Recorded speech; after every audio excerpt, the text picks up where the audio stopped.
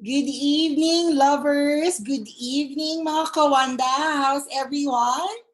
Good evening, guys, and welcome to our fourth episode of Usapang ATBPride. So, this is for the transgender, and we will have transition talks later on. Of course, with me tonight, we have a very special guest, di ba? So, I know you guys are very much excited. Pero syempre, nais namin pasalamatan si Mrs. Tan who just performed. Ayan, maraming salamat, Mrs. Tan, for opening our live show for tonight. So there you go. Thank you so much, Mrs. Tan. So, kamusta kayo guys? Mag-react naman kayo. React tayo dyan. So, hi. It's not yet Friday. It's Thursday. So, it's not just wondering. This is Usapang at Iba Pride. So, kamusta mga kawanda?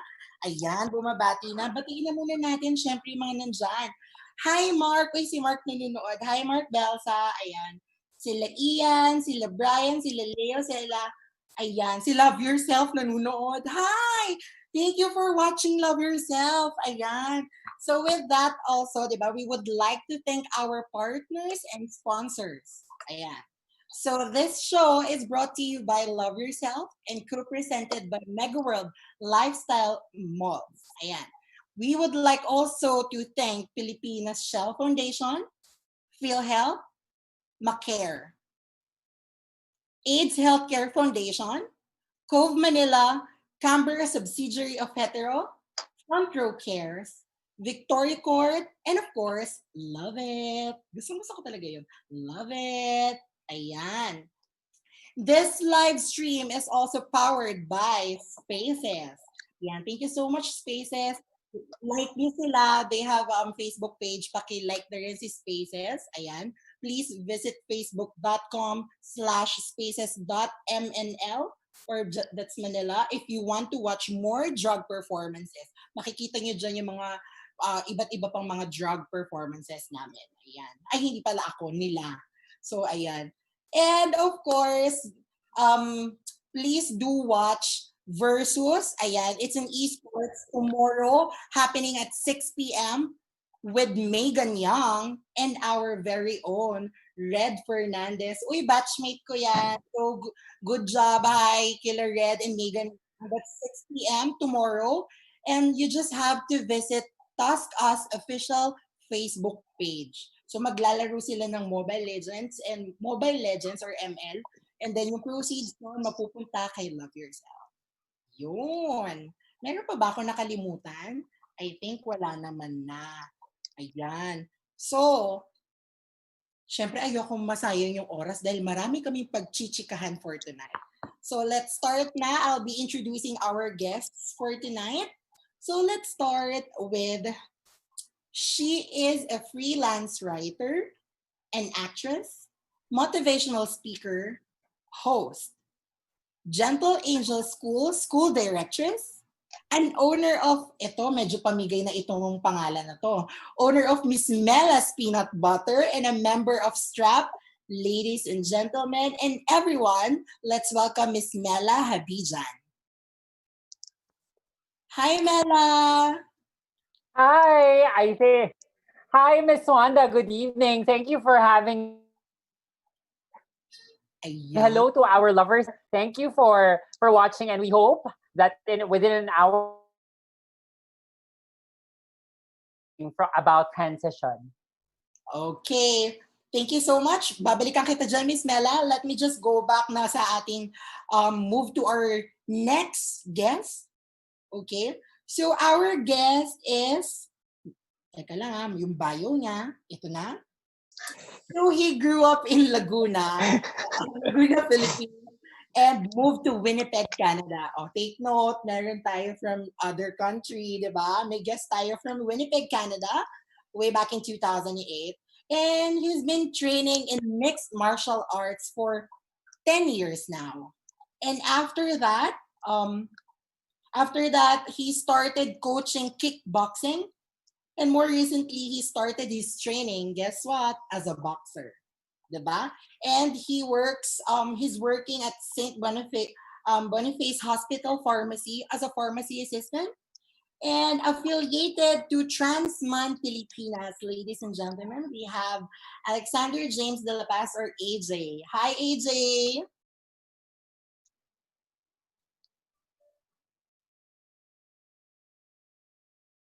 AJ,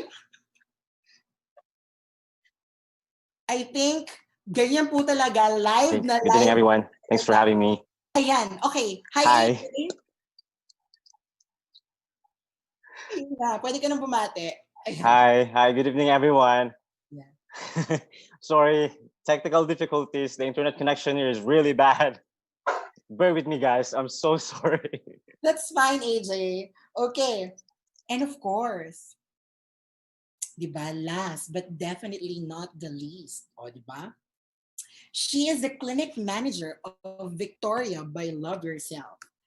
As simple, as short as that. Siguro naman, kilala niyo na ito, di ba? Ladies and gentlemen and everyone, YanYan Araña. Hello, Yan. I miss you. Hello, I miss you, Ms Wanda. Hello sa ating mga viewers. Mapagpalang gabi po sa inyong lahat. Totoo. Ayan. So for tonight, hi AJ. Ayan, AJ, Mela, and YanYan. Pag-uusapan lang natin for tonight ang tinatawag natin, pinamagatan natin ito as transition talks. So later on, isi-share natin kung paano ba tayo nag-transition from being kung ano yung sex assigned at birth. May mga ganyan tayo later on, magiging technical tayo. And we are really happy to share it with them. Kaya tayo may ganitong platform. This is our 4th episode and we are looking forward pa dun sa iba pa. Akalain nyo, kinumpleto natin yung LGBTQIA. So una natin is nag-lesbian na tayo. LG, di ba? Hindi ko memorize. Tapos pangalawa, gay. Tapos yung third natin is nag-bisexual and pansexual tayo. And now we're in transgender na. So looking forward sila for next week, which is ang mga guests naman natin pag-uusapan is about queer and then gender non-conforming and then ano yung isa, intersex and asexual. Ayan. So with that, so pwede niyo ba akong short background lang of what do you do now? Yung what do you do now? So let's start with you, Mela. Yes. Currently, because it's pandemic, all my hosting gigs, acting gigs, and speaking engagements have been canceled. But this is not a reason for me to not keep living. So I just started my peanut butter company, so which I have launched yesterday and will be taking orders soon. So yan ang pinagkakaabalahan natin ngayon. But definitely, we are hopeful that after this pandemic, everything will go back to how it has been before. Sana magkaroon ulit ako ng opportunity to interact with students, interact with, of course, co-actors, and interact with a lot of people when I host events. So yes. Yan, thank you. And nabanggit natin dito, Mela, can you tell us more about STRAP? Yes, STRAP is the Society of Transsexual Women of the Philippines. So it's the pioneer organization of transgender women and transsexual women. I'm just a newbie. So bago pa lang ako doon sa organization. And I'm so happy because that somehow opened the gates for me to meet our other trans sisters from all over the Philippines and all over the world. Kasi marami ring trans Filipinas outside of the Philippines na namamayagpag. Totoo naman yan. Thank you so much, Miss Mela. So yan. Punta naman tayo with AJ. So AJ, how are you? Good morning. I'm good. Thank you. How are you? Ayan, we're good. Ayan, so can you tell us something about what do you do now and with your affiliations? You might want to greet them. I think some of the members are watching right now. Ayan na nga. Okay, yeah. Go AJ. Yeah, so basically through the pandemic, I didn't really have any break because I work in the hospital. So just been working a lot.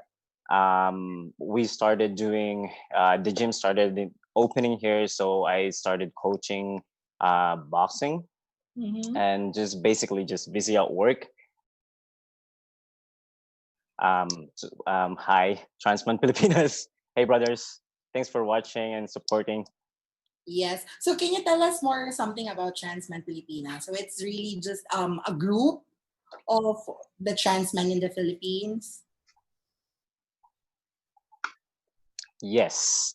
I actually don't. I know that they do a lot of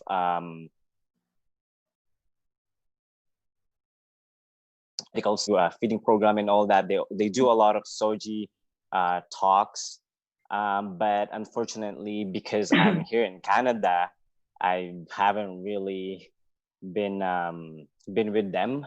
I just saw all their posts and I try to support as much as I can. And yeah, it's a very wonderful group. Okay. So technically it's just it's a support group then of all the trans men having that in the transition period. Syempre, gusto natin yan, di ba? Kahit saan naman, I think. So, importante din yun na we have a support group, someone na pwede nating makausap at nakaka-relate sa pinagdadaanan. Yes. Right? Okay. So thank Definitely. you so much, AJ. Later on, pag-uusapan pa natin. We'll go deeper on that. So, Miss YanYan, kamusta naman dyan sa Victoria? Live from Victoria, but I love yourself. No? Hi. Taas na energy ni Ms Wanda. Di ba? Yes, Miss YanYan. Can you tell us, Miss YanYan, akala namin naghang ka. Ano ba? Wala ako. Sorry. Ano pinagkakaabalahan natin ngayon? Akala ko kasi may follow-up question ka pa. So, hi everyone. So, I'm YanYan Araña. I'm the current clinic manager of Victoria by Love Yourself. So, Victoria by Love Yourself is the first transgender community center here in the Philippines. We're second in Southeast Asia. The first one is in Bangkok, Tangerine, which is IHRA na ngayon. And basically, we provide, we handle trans people. Before, we initially focused on the trans people, and now we expanded our wings to everyone, basically, not only trans. So, talagang open din naman siya for all. So, given that, so dumadami naman na yung magiging support group at saka masyadong nagiging, hindi naman na siya really taboo. Siguro may ibang areas lang na hindi pa na-discover na transgender sila or what. So, given that, when did you guys realize na there's something different growing up? Start tayo sa'yo na yan. Ako, kasi may dalawang phases yung sa akin, yung journey ko. Wherein initially, merong gay phase, then yung trans phase ko. Ang una ko na-recall is as early as grade 1. Okay. Alam ko na iba na ako, na hindi ako katulad ng conventional na lalaki. Okay. And then, fast forward to 2015, dun na ako, parang may feeling wherein may something within na kailangan ko mawala. Hindi nag-align yung body ko with yung nag-identify ako in my mind. So, yun. So, can you tell us your story, ganyan? Sex assigned at birth, male. I'm gender identity, trans woman, heterosexual, and androgynous, I would say. Thank you so much. Androgynous in terms of expression. Ayan. Thank you so much. I think pwede na ako mag-jump with Mela para medyo may follow-through tayo dun sa transition ng pagiging transgender woman. So Mela, can you tell us something naman of your transition phase? Kung realize? I think similar din ako with Ms. Yanya, na bata pa lang, alam mo na iba ka. And as young as 4, I already knew that I was different because my first dream was to be Miss Universe. I was 4 when I first saw my very first Miss Universe. It was in 1991. Lupita Jones from Mexico, she won. And I wanted to be her. And I wanted to represent the Philippines. And that was my first dream. Pero syempre, lalaki ka na ang pangarap mo ay sinasabi nilang hindi para sa'yo kasi nga, hindi ka miss. So, but that moment was definitive to my transition story. Kasi all throughout my teenage years, dama ko talaga na beauty queen ako. Parang paghaharap ako sa salamin, beauty queen ako. Kailangan parang... diba? Sexy. Hindi, yung pagtayo, yung feeling mo na parang kang nasa entablado at pinapanood ka ng ibang tao at sumasagot ka ng cute question and answer. Tapos, oh my God, ginawa niyo rin ba yan sa mga tuwali at kumot? Of course, my God. Napaka-classic ng kumot gown kapag hindi ka nagdaan sa kumot gown. My God. Kulang ang experience mo. So, yun. But of course, growing up, because I'm in my 30s, I'm 33, I'm turning 33 this July. Nung bata, siguro, nung panahon namin, wala pang idea ng transgender person. So, sa atin, bakla or tomboy. Yun lang yung dalawang identity. And under bakla, you have paminta, you have pa-girl. Nung lumalaki ako, parang karamihan sa mga nakikita kong trans people, binabastos sila at saka inaasar sila. So parang sabi ko, magiging mahirap ata yung buhay, di ba?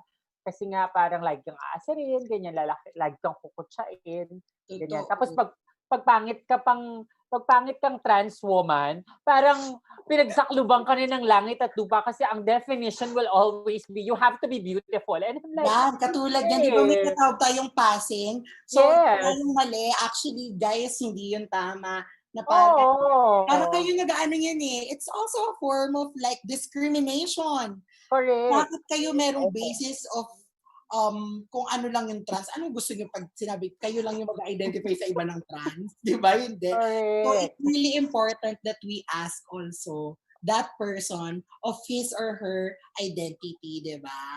Ayan. Yes, oo. Kaya, yon. Pero, alam ko within me that I was really feminine. Even the things that I own, from the bags, ayan, ang pabitbit ko ng bag dito, yung handbag. Oo. Alam mo, parang nung high school na lang ata ako huling nag-backpack. Tapos, nung college years ko na, lagi na akong naka-handbag.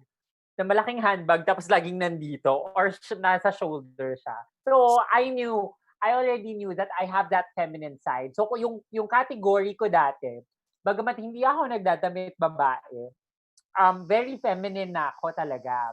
So, nandun ako sa gitna. Kung meron pa minta, meron pa girl, nandun ako sa gitna, mean girl, yung parang identification nun. So, parang, ang hirap. So, parang, I know deep within me, I am a woman. But because nga, maraming social structures na kailangan paliwanagan, and dun pa ako, I dream big. Sabi ko, kailangan magkaroon ako ng magandang trabaho. And during that time, in 2008, 2007, dahil nga sobrang limitado pa ng alam ng mga tao sa mga trans people, tayo yung mga nadi-discriminate pagdating sa work. Hindi tayo natatanggap, hindi tayo nabibigyan ng chance to be interviewed. So, ang daming missed opportunities and missed chances. Up until I turned 30, doon ko na talaga sinabi sa sarili ko na, no, it's time for me to own myself. And now, that I'm 33 years old, totoo yan, Mela. Actually, really, pressing issues pa din yan. But later on, we'll go back to that. But, hindi na magpapatumpik-tumpik pa. AJ, so how was your yung transition mo during the period? When did you realize na something is different? Yeah, I think I have the same experience. Okay. With YanYan. As early as 4 or 5 years old, I was really confused why my certain parts are not the same as my cousins. But then, like what she said, sa Philippines, at that time, hindi pa known yung trans. It's always about being a lesbian or gay. They Okay. think that I'm their choice because I like girls, but it's not. It's not that. I mean, my preference and what I feel within me is totally separate. And of course, right, going to school and all that, because my sex at birth is female, they want you to wear skirts, you want to wear uniforms. It was It was a different. struggle. It was right. Struggle. All right. So given that, no, since you guys early stage naman pala tayong lahat, let me just include myself na that. So, mayroon tayong katanungan dito from Philip Villaluz. What is the most inspiring message you received since your transition? From family, friends, or from a stranger? So, ikaw, AJ, during the transition period, ano yung inspiring messages that you hear from them? AJ? Hi. Yes. So, I was asking kung ano yung mga most inspiring messages na na-receive mo during the transition from your family, friends, and strangers. So, it's a question from our viewer, si Philip.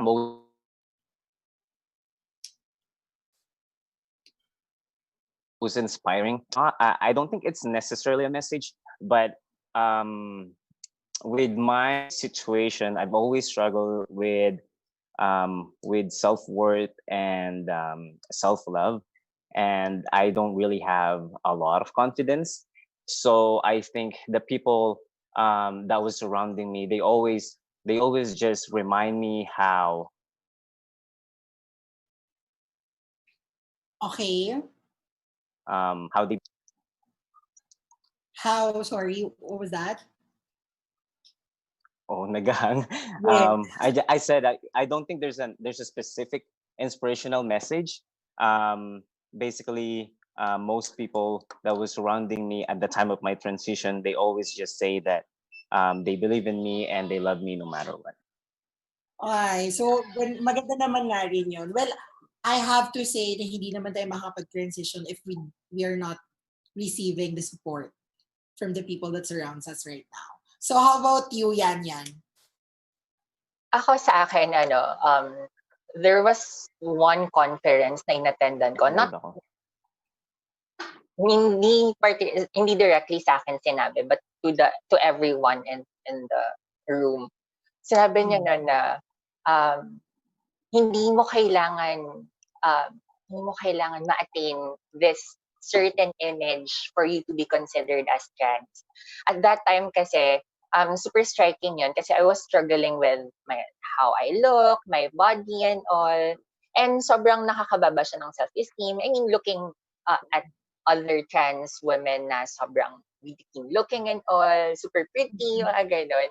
At that time, sobrang na-struck ako kasi parang may iba-iba tayong kagandahan sa mata ng Panginoon at mata ng everyone. So, hindi ko pala kailangan ikahon ang sarili ko sa ganito lang. I am my own beautiful way, diba? So, yun. After nun, laban na tayo sa samgipsal, kain na tayo. Dadma na sa mga bashers. Ganon.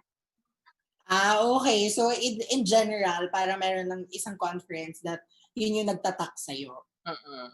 Okay. After that, After that, sobrang na-learn ko na to love myself more, actually. It's like, diba? Sabi naman nila na parang it's not really, sige, sabihin na natin, hindi naman natin sasabi yun sa lahat na gano'n yung maramdaman nila. But definitely, yung sasabihin ng iba, makaka-apekto talaga pa rin siya. Pero at the end of the day, self-realization lang yan and self-acceptance for you to grow at para mag-manifest at mag-reflect yun sa mata ng mga tao. Ang tao, kapag confident siya, masaya siya, nakikita natin. Kapag ang tao, mas kinakabahan, mas marami pang nakikita, nagsastruggle siya, mas kaya siyang pababain. Diba? So how about you, Mela? Yes. Alam mo, as a trans person or as a part of our community, one big dream that every person in the LGBTQIA plus community dreams of is to be accepted by his or her family. Iba kasi ang pagtanggap ng pamilya kasi tahanan yun parate. And this is known by the people around me that the most inspiring message I got was with my dad. The day before my 30th birthday, I wrote them a letter. I wrote my parents a letter telling them that I wanted to transition. It was hard on my end because there was a fear of being rejected. At yun para sa akin yung pinakarurok ng takot, yung hindi ako tanggapin ng mga magulang ko. In the first place, tanggap na nila ako bilang bakla. Matatanggap pa ba nila na yung anak nila, ang tingin niya sa sarili niya ay babae? Yun yung nasa puso ko. And then, little did I know, there was a good spirit in my coming out to my parents. And my dad particularly said, kung sa tingin mo, mas magiging mabuting tao ka bilang babae, go live your life. So, ang sweet naman nun. Wait lang. So, Mela, you have parang dito, what do you call that? Coming out story. So, you really have, meron kayong Yes. usap, everything. Kasi ako wala. Ikaw yan, meron ka ba? Wala. Even ng gay face ko, wala akong coming out with my parents. Ikaw, AJ, do you have that? Yung as in, pinag-usapan nyo, umupo kayo sa isang corner, they ask about your sexuality and identity. May ganun ba, AJ? No, walang ganon. I think it's just there. I don't think there's no questions needed to ask. Nandun na. So parang nandun na lang. Ang ganda. I mean, Yeah. this is actually, this is new to me, hearing na sa transgender na merong ganong face. So thank you for sharing that, sharing it with us, Mela. No, no problem. Parang, di ba, tingnan nyo guys, so hindi talaga pare-pareho. So you cannot really compare your coming out stories sa mga taong nakikilala nyo along the way. And it's a no-no talaga guys. It's a no-no that you will out someone else. Kasi hindi nyo alam yung you'll never know kung anong pinagdadaanan nila. I myself then had that period, no? Na parang, eto, matutuwa kayo dahil nagkataon, kaming tatlo ngayon na nandito, na transgender woman dito, ay meron kaming common denominator. And I hope she's watching right now. Kasi, ganito yun guys. So, during grade school pa lang din ako nun, bata ako, feel ko naman na parang iba rin. Bilang nag-iisa akong lalaki sa magkakapatid, iba rin talaga yung mga laro, ganyan. Binibilan ako ng kahit anong latest na pellet gun, pero girl, pinapahiram ko yun sa mga kalaro ko, naglalaro ako ng Chinese garter. So, yun yung ginagawa ko noon. So, fast forward tayo, only itong time na lang na I'm working, na na-realize ko, after hearing the Soji 101 of Miss John Lee Dungka. I hope you're watching right now. Ano ba yan? Nabibreak yung voice ko tuloy. So si John Lee, ladies and gentlemen and everyone, no? So si Miss John Lee, nung nag-talk siya sa previous work ko ng Soji 101, then dun ko na-realize na, ay, iba na pala. May something different na pala sa akin. So, dati, akala ko as gay lang. Tapos, iba na pala. So, dun lumawak, dun nag-open yung ano ko. And it took me for a while to accept it. So, hindi siya talaga ganun kadali, guys. So, pinag-uusapan. And na may transition na ganyan, diba kaya nga tayo meron tinatawag na bago mag-HRT or yung tinatawag natin na hormone replacement therapy, meron munang mga series of counseling.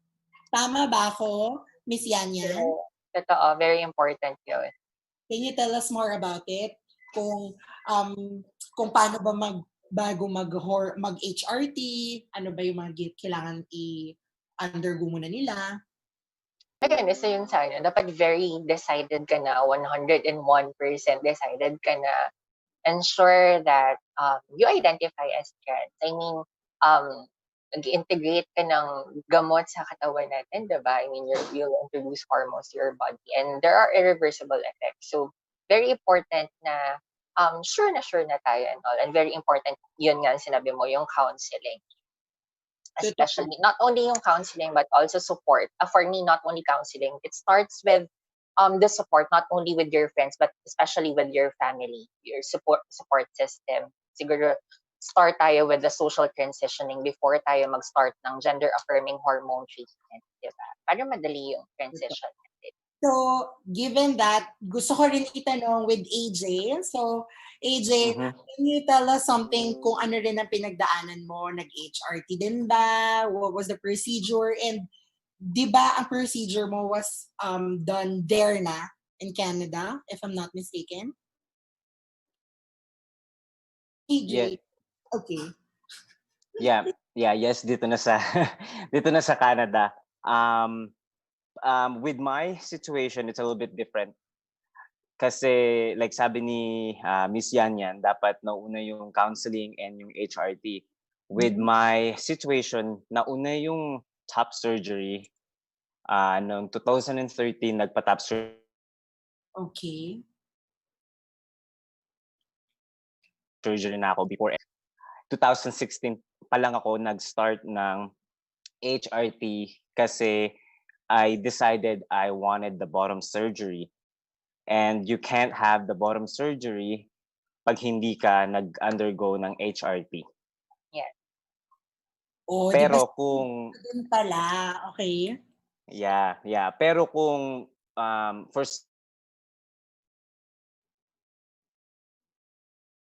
someone, so, ang unang step talaga is counseling and then HRT and then from HRT dun na nila pag-uusapan yung surgeries na gusto mo.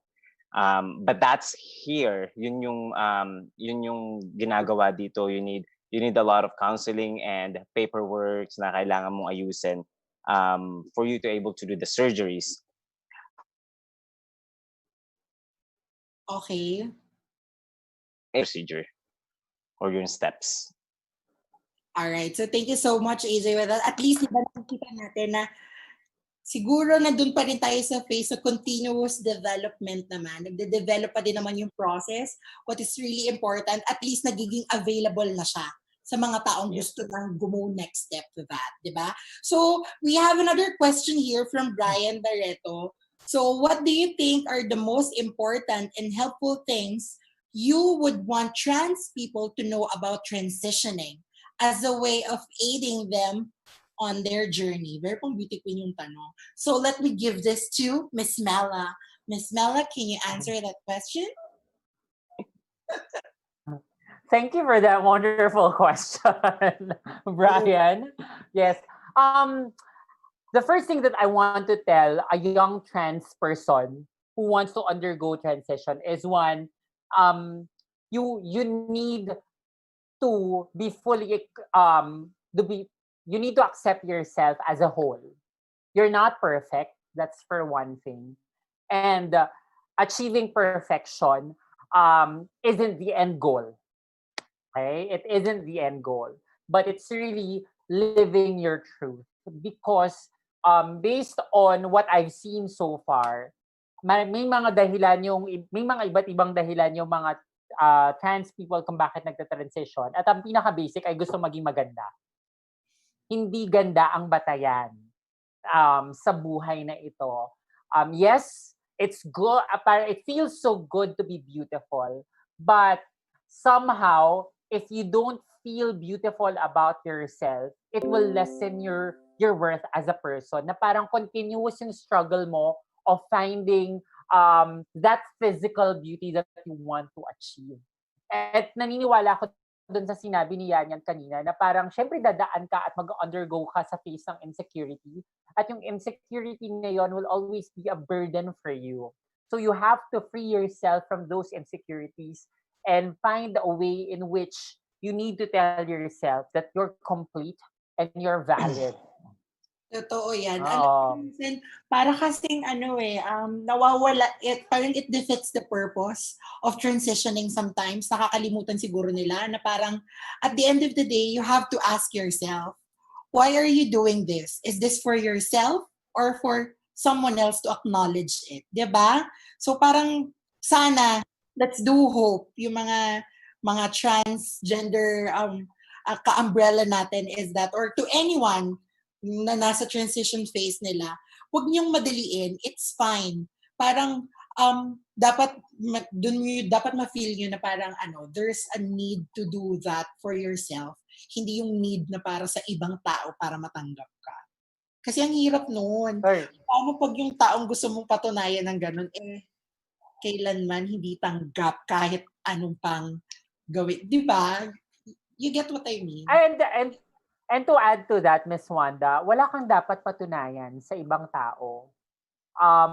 That's one thing I've learned within my story of transition, that I don't have to prove anything to other people, because what matters most is that I am happy with the way I am living my life now. I have accepted who I am fully, and nothing can beat the happiness that I am feeling right now, because I already know my worth. Gusto ko yon. Wala nang makakatalo ng kasiyahan niya. How about you, YanYan? I wanna know. Do you want Ang hirap sundan nun, no? True. Totoo naman, di ba? If you put your happiness to other person, di ba? Paano kung hindi, paano kung nawala siya, di ba? Paano yung happiness naman? Sundan ko yung sinabi niyo, yung topic mo kanina.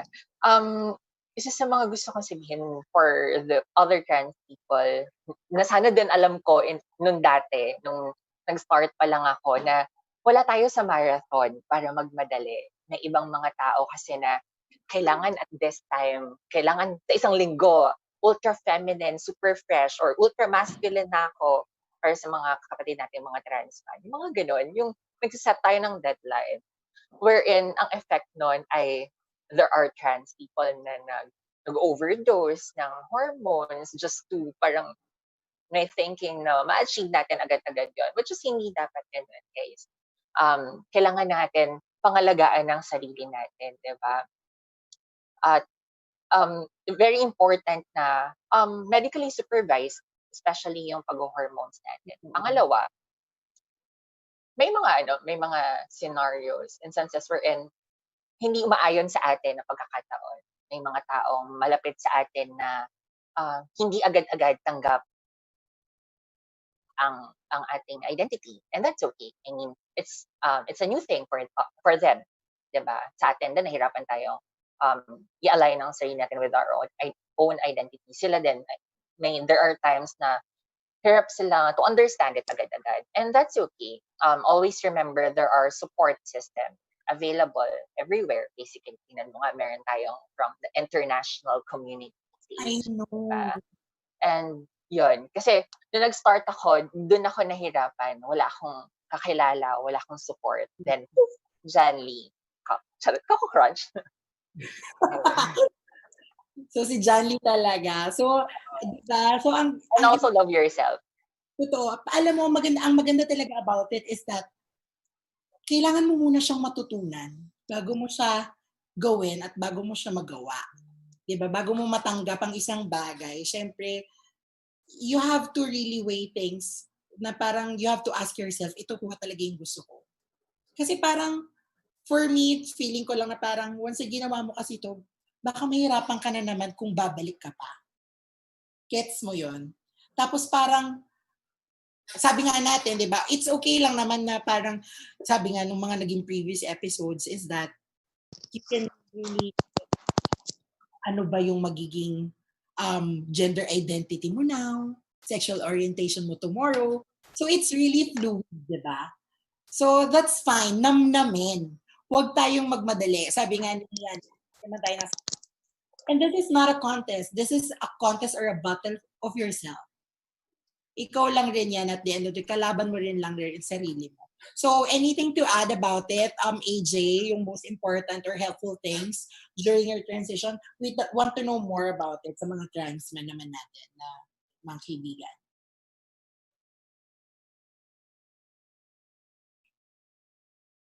AJ?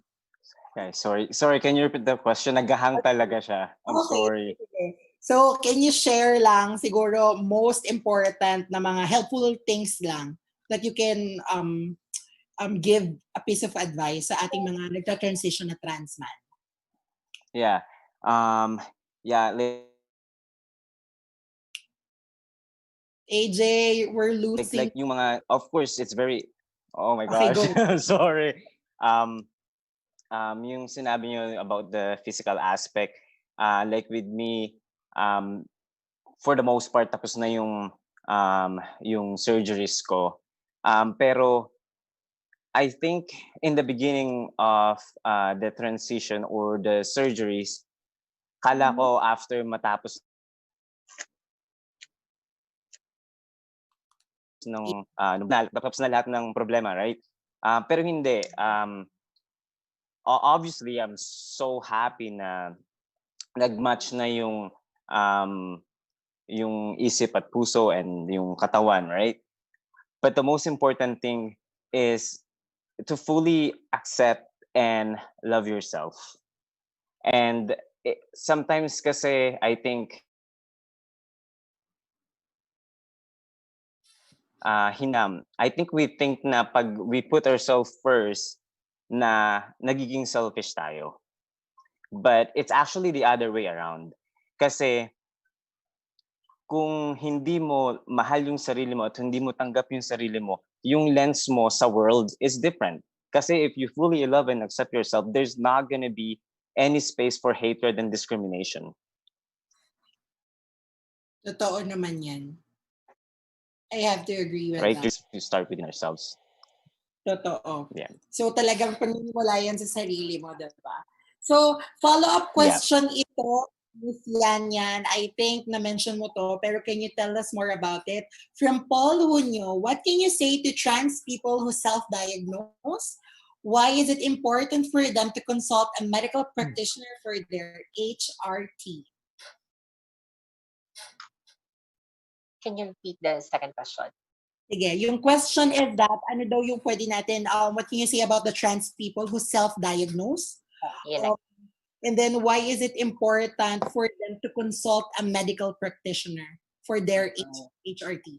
Okay. Ako pag tinatanong ako ng mga, or pag may mga nakakasalamuha ako mga bago, trans, naka-transition lang. I put it this way, wherein, if you truly love yourself, I mean your body, you don't want to ingest something that you don't really 100% know and unsupervised, especially kung medicine yan. Diba? I mean, even though we research a lot more regarding that medicine, it's best to give our kapalaran.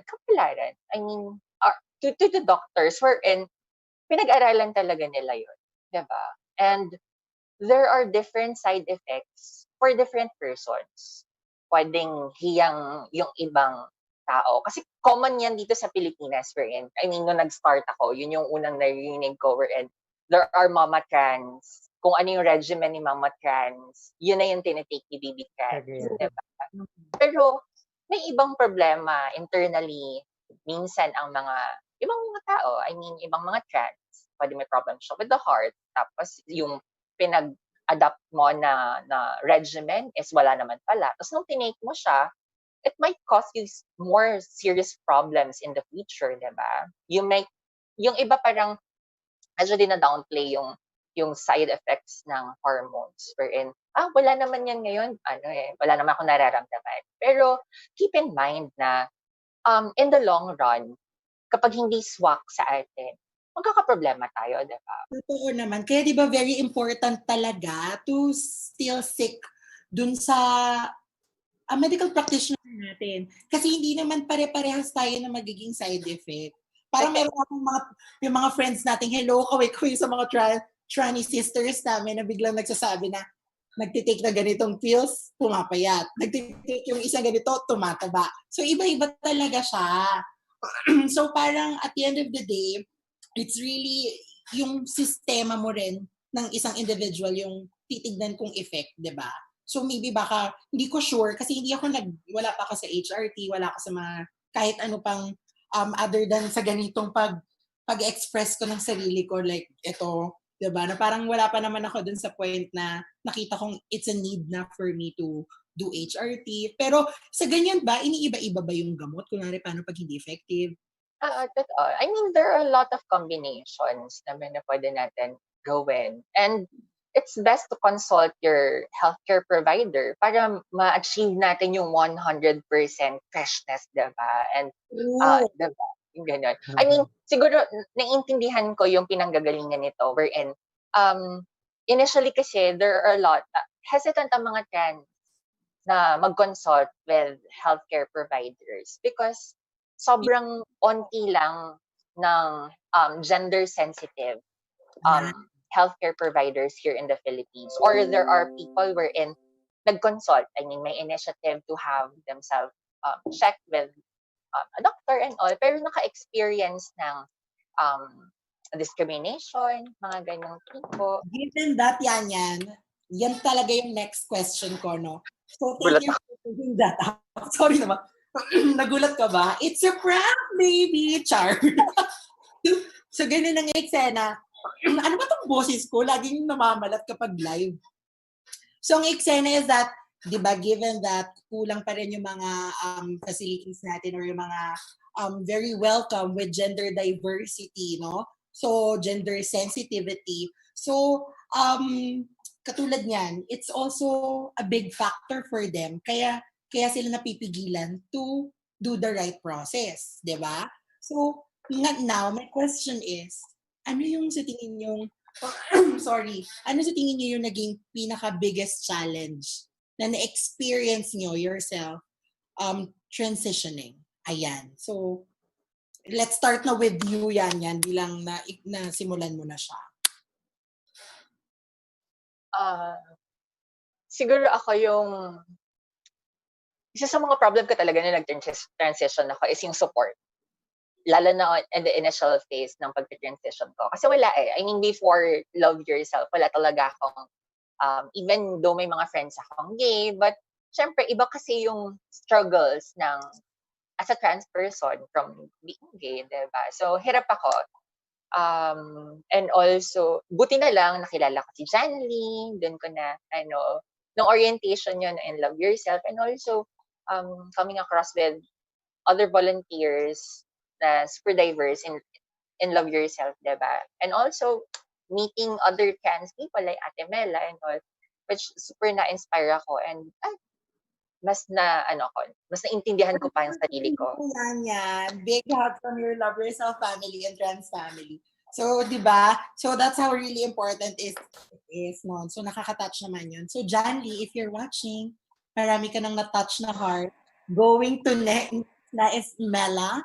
So, same question goes for you. So, what, ano yung mga naging biggest? Sa tingin mo, yun yung pinaka-mahirap na challenge? And how did you overcome it? I think really the biggest challenge for me is my pre-transition. Before I realized that I really have to own myself, I had a 3-year discernment on and off relationship with myself because I was so afraid of how I would be accepted by the society. Kaya nga babalik ako doon sa sinasabi ko kanina, kailangan buo ka when you transition, because if you're not whole and you haven't overcome your insecurities, you'll be afraid of the life that you'll be experiencing. At mahirap maging trans person. Hindi lang sa Pilipinas, mahirap maging trans person in different countries, of course. May mga kanya-kanya tayong kwento ng mga trans people from all over the globe. And you have to handle that. You have to know how to hurdle that, because if you're not ready, then you'll feel less of a person. So ako, thanks to Janly, who was with me throughout my pre-transition, and my 2 other trans sisters, Louie and Patch, they were with me along the way. They helped me find and unleash the woman that I was really born as. And with that in mind, ang saya-saya lang nung journey for me eh. Parang seeing how my hair grew, seeing um seeing how I was loved by my family. If I may just share, my parents are calling me Mela right now. Wow. Parang past they regarded me. I grew up being called boy at home, and now they already welcomed and embraced Mela. So, ang tatay ko tinatawag ako Mela pag nagkakamali siyang boy, sabi niya, ay, Mela ka na nga pala. Gumagano na siya ngayon. So, We're happy nakakatuwa. for you. Oh, So, it really, takes time talaga na mapunta doon. So, tiyaga lang tayo, guys. And parang ano lang rin siya. Di ba mas masarap ang feeling kapag ang isang bagay ay pinaghihirapan? Hindi totoo. Diba? Totoo. You have to take time. And at the same time, I think it comes from really loving yourself. Doon naman yun magsisimula. Why did I transition? Because I believe I love myself and I want to live my life that would make me whole. And now I can appreciate myself even more. That even if other people would say, oh, magpa-soft ka pa, hindi ko kailangan maging soft para matawag ang sarili ko na trans woman. Walang passing, guys. Huwag kayong compare. Do not stereotype. Kahit saan naman, kahit saang aspeto, kahit hindi lang transgender, masakit na maikumpara sa tao. Alam niyo yun? Lahat tayo, we're all unique in our own way. So with that, this is a tribute to John Lidungka. Diba? This episode is for you, John Lee, if you're watching right now. Correct. Naman. Thank you so much, Mela, for sharing that. And we're so happy. No problem. Stage mo na accepted ka na talaga na parang it's normal na sa inyo dyan sa bahay nyo, di ba? Ang saya-saya ng feeling. That's the best feeling ever, siguro. That's why I advocate with my friends, if ever your children would become an LGBTQIA member, I always tell them it really matters that you accept them wholeheartedly, because it changed my life and it will change your children's life too. Totoo yan. Di ba? Ang saya-saya. So, moving now to AJ. I think AJ, pwede kong ibigay sa iyo itong question na ito. From Topaw. Ay, ang sarap ng name. Topaw. So, sana hindi ka maputol. Huwag kang gagalaw kung nasaan ka ngayon, AJ. Okay, so, Topaw is that, what advice would you give to those working in the healthcare sector for them to be better equipped in seeing transgender patients in the clinics or hospital? Medyo mahaba, How can they make the consults more comfortable for you? I wish there were SOGI orientation in hospitals in the country. So, since ikaw sa hospital ka, medical setup kayo, so sa tingin mo, ano yung pwede mong ma-advise doon sa mga hospitals na hindi pa ganun ka-open with gender sensitivity? Yeah, I think na kasi dito with the hospitals, because they are aware with pronoun sensitivity and like people like especially if hindi ka pa nagta-transition. Okay, AJ. Right? Okay, go. Right? Sinal na pag nagahang ba? Yan, go. Sorry, I'm so sorry. Simula sa una, wala kayo narinig? Parang ganon. Okay, go AJ. Ayun, I think na yung SOGI 101 is it's very useful and important when it comes to that. Na pwede naman natin kasi like working in the hospital, pwede naman natin i-train yung mga healthcare providers, diba, to educate them para pag pumunta tayo doon or pag pumunta tayo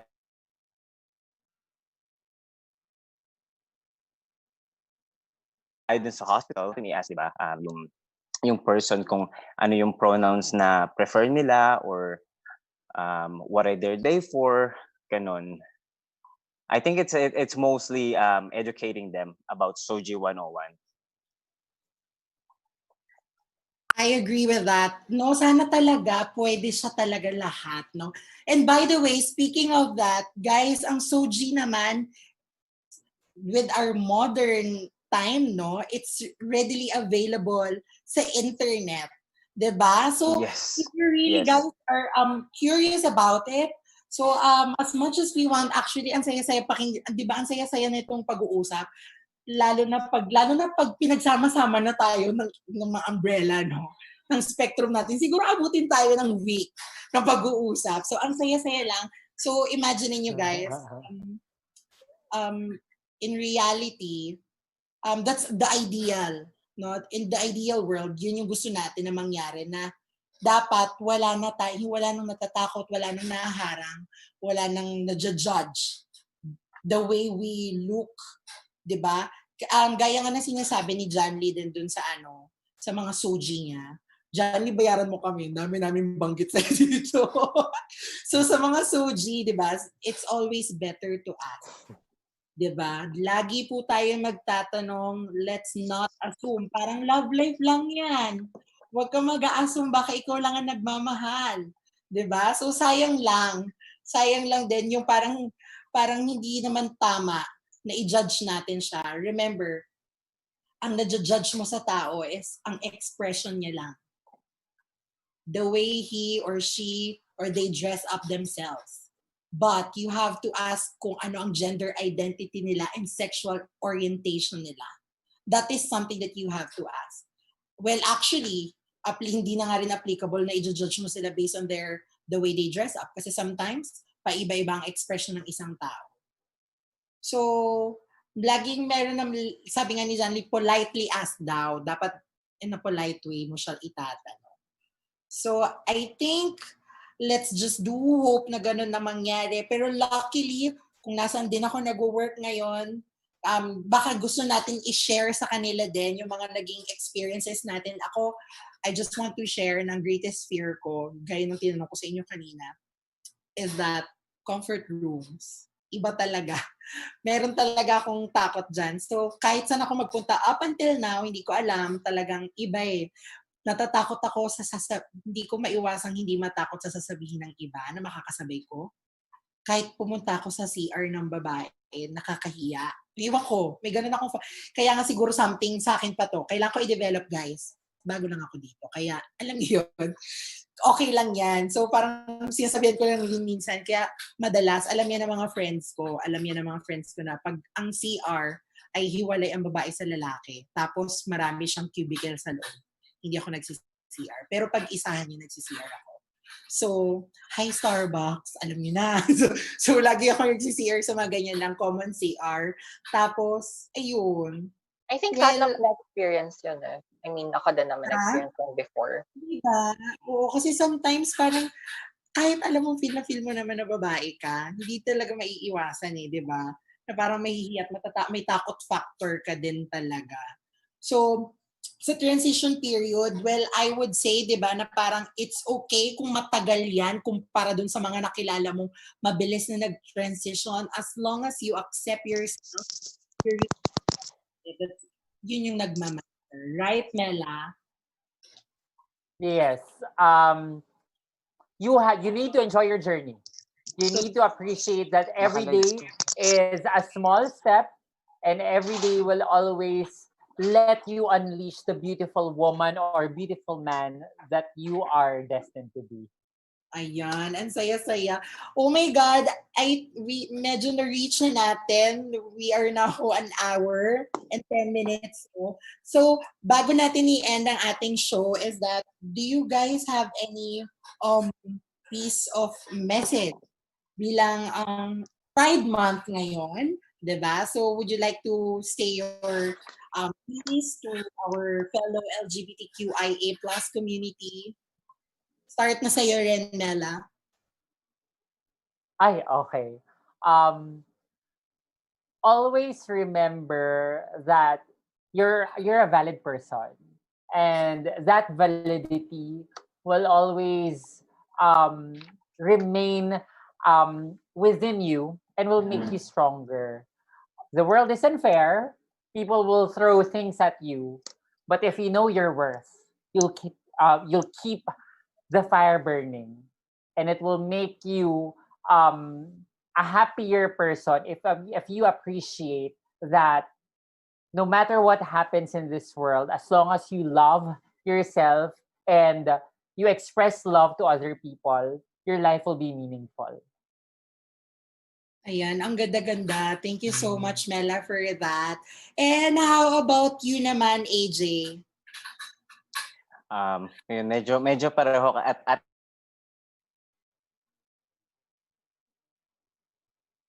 tayo, Ate Mela. I guess to each and every one of us, we always wanted to change something.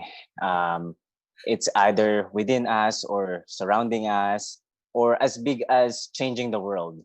But I think at this moment, at this very present moment, the most important thing and powerful thing that we could do is to unconditionally love and accept ourselves. Because, like what I said before,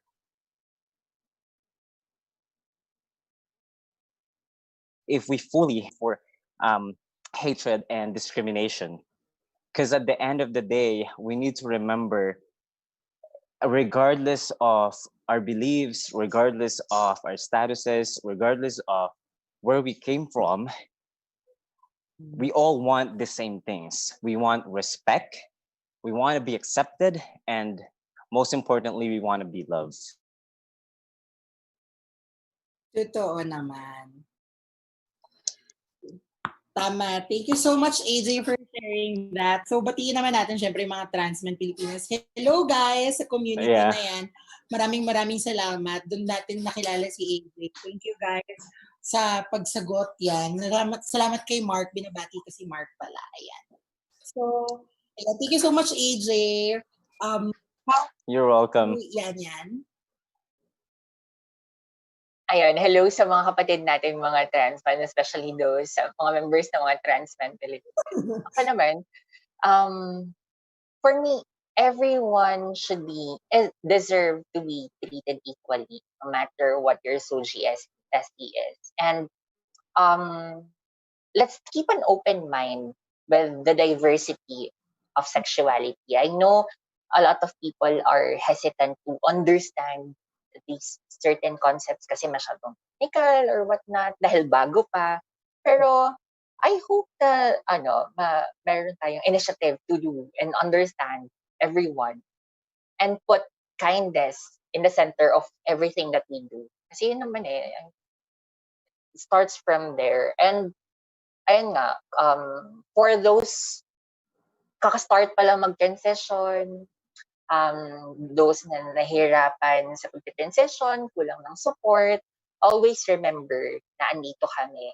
Andito kami at Trans Pilipinas. There are organizations, there are advocates like Ate Mela, na andito kami para to help you and guide you along the way in your journey.